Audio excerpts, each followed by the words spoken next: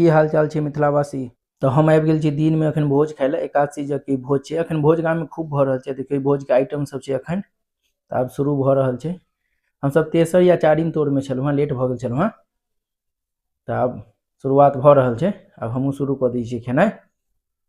पहले वीडियो टीडियो बनेनाइ छोड़ के दोसर के कहलिए वीडियो बना देखिए छी हम घीच रहल छियै कि भोज में जाए तो पहले घीचे पर ध्यान दिया। देखियो घीचते घीचते पनीर ई सब के बाद आबि गेलै गुलाब जामुन।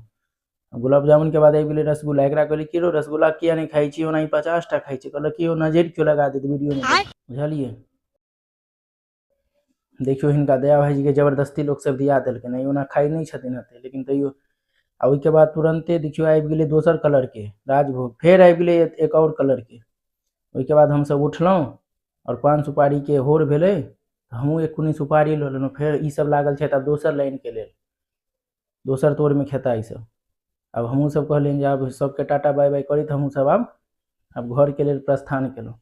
अब जे छुटला से अपन जनता, हमरा एहिसँ की, हम तऽ खेलहुँ। कि आब अहूँ सबके टाटा बाय बाय कहैत एते ब्लॉग के खत्म करै छी।